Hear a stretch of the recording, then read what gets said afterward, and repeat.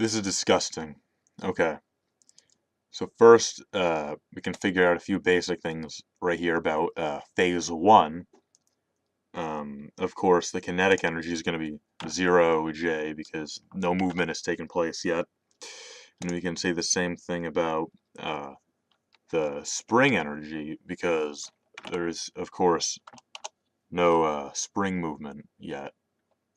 We have the spring action being taken place here. Now the height, or the potential energy due to gravity, on the other hand, we're actually missing a variable. We know that potential gravity energy is equal to mgh, but we don't actually have the full height, which is why people were having trouble with this bell ringer today in class. However, we can in the table here we can still write a simplified form of what we do know. So if we're using 10 for gravity, then you multiply that by the mass, which in my case is 65 kg, but it might be different for other people. So I'm going to write 650 h. I'm going to use h to represent the full distance from the tip, from the bridge where he jumps off, down to the point, all the way down to the point when the cord is stretched to its fullest point. Now, for the next part, in phase 2, there's still no spring action taking place. In fact, phase 2 is just before the spring action does. So this is also a 0J. As for I wrote that in the wrong spot. 0J goes here. But as for the kinetic energy, now we would use, of course, half mass velocity squared, or half mv squared. Now, we need to find the velocity first, which you can do using either kinematics or by using another form of the conservation of mass formula, which I'm sure you can all figure out pretty simply enough at this point, I'd hope. But the velocity, in my case, with my variables, comes out to be 24.5 meters per second. And as for this point, this is still going to be mgh. But again, we still don't actually know the h. But what we do know is that at this point in time, we've already passed through the distance that would take just before it starts stretching. So the 650 is obviously necessary, but this time we can denote that the height it's multiplying is going to be the equivalent of h minus 30, as it's already past that point. Now for phase 3, since it's reached the peak, since it's reached all the way down to the bottom of the full motion, and it's at the point where h would be considered 0, depending on how you're framing the system, this would be 0J right here. And the kinetic energy would also be 0, because at its peak point in the movement, there's no more kinetic energy. There's no velocity taking place at this point in time in the phase. However, now that it's actually stretched out, there is a spring action being taken place here. And the potential energy of spring formula is half kx squared. And k is given to me right here as 70, though again you may have a different value, which half of 70 would be 35x squared.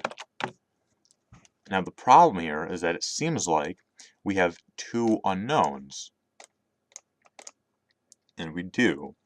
Now, however, there is a way to fix that. Remember that the mechanical energy, or rather the total energy, in all of these is going to be the same. And so using the big conservation of energy formula, which is basically which I like to think of it as a conglomeration of all the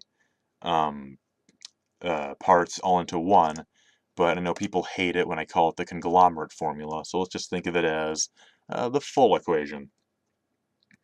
If we were to plug that in for the change between phase 2 and phase 3, then what we get is the velocity, which, oh,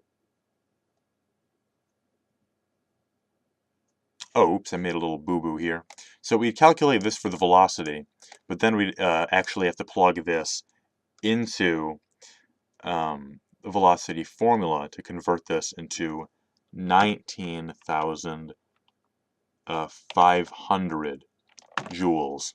I just calculated the velocity earlier. Well, but the velocity, though, is one of the things you have to find. So keep that in mind as well.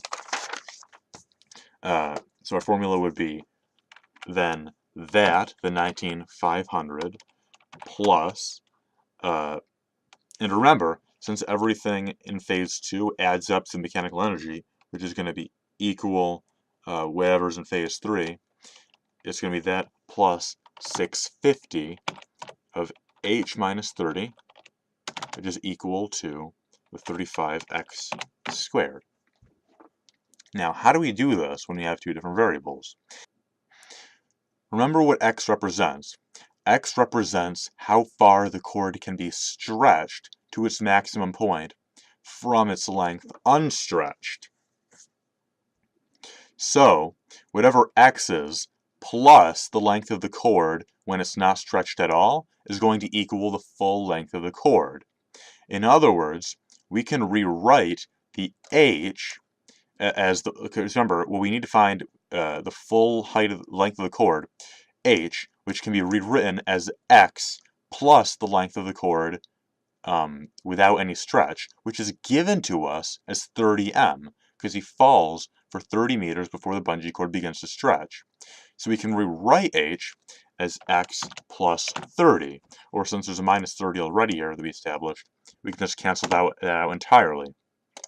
And we're left with 650x, and you only have one variable now. And here's when things might seem to get a little annoying, though, because now in order to solve for the x, the only way to really do this is to plug this into the quadratic formula by bringing both of these, making them negative, putting them on this side, and setting the whole thing equal to 0, and then solving for x, which should get you two variables, or not variables, but two values for x, one negative, one positive.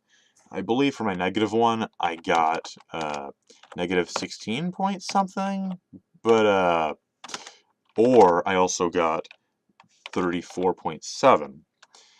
And obviously, the negative value wouldn't work practically in this situation, so we just use the 34.7. And we'd use that as our x distance, and add that to the 30m to get the full length of the cord, or the full h formula. And from there, we can then begin plugging that into each of these formulas to get the mechanical energy for each, and make sure that they're all equal, which in my case, my values would have been 42,055 joules. And after checking it, I confirm that this is the case for each and every single one of these situations.